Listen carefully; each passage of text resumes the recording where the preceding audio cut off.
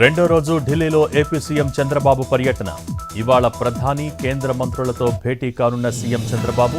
రాష్ట్రానికి రావాల్సిన నిధులు, ప్రాజెక్టులపై చర్చించనున్న సీఎం.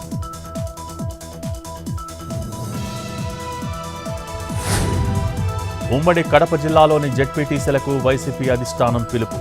ఈ నెల 21న విజయవాడలో జెడ్పీటీసీలతో వైఎస్ జగన్ భేటీ. జిల్లా పరిషత్ చైర్మన్ పదవి చేజారకుండా వైసీపీ అప్రమత్తం.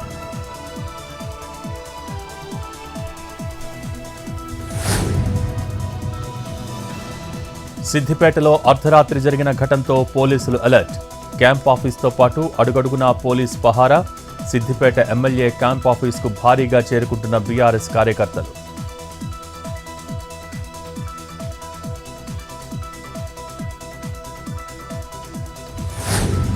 అమెరికాలో 3 రోజుల క్రితం తెలుగు వ్యక్తి అనుమానాస్పద మృతి.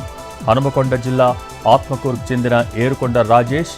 ఎంఎస్ పూర్తి చేసి అక్కడే ఉద్యోగంలో స్థిరపడ్డ రాజేష్ మృతదేహాన్ని స్వదేశానికి తీసుకొచ్చేందుకు సర్కారు సహాయం చేయాలని విజ్ఞప్తి.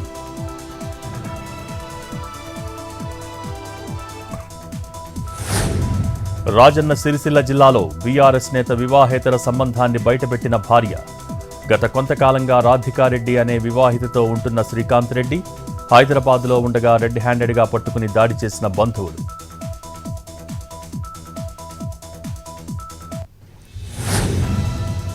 హైదరాబాద్లో మోస్ట్ వాంటెడ్ టెర్రరిస్ట్.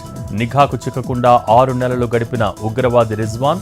నగరానికే చెందిన మరో ఉగ్రవాది ఫర్హాతుల్లా ఘోరీతో సంప్రదింపులు.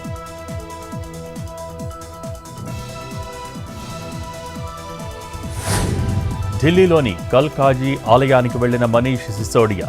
ఆలయంలో ప్రత్యేక పూజలు చేసిన మాజీ డిప్యూటీ సీఎం.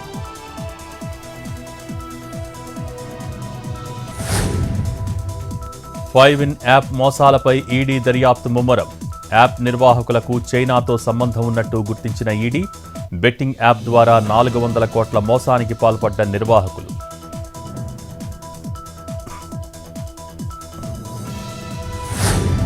స్వల్పంగా పెరిగిన బంగారం, వెండి ధరలు. 22 క్యారెట్ల 10 గ్రాముల పసిడి ధర 65,660. 24 క్యారెట్ల 10 గ్రాముల పుత్తడి 71,630. హైదరాబాద్లో కిలో వెండి 89,100.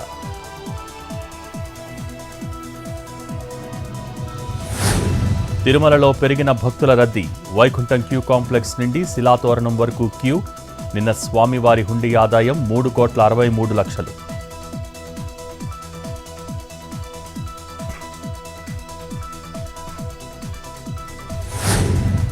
తెలంగాణకు మరో 3 రోజుల పాటు భారీ వర్ష సూచన.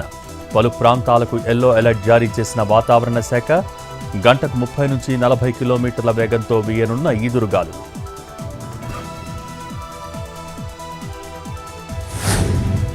రిటైర్మెంట్ నిర్ణయంపై వెనక్కి తగ్గిన వినేష్ ఫోగట్. 2032 వరకు రెజ్లింగ్లో కొనసాగుతానని క్లారిటీ. ఒలింపిక్స్లో పతకం సాధిస్తానని వినేష్ ఫోగట్ ధీమా.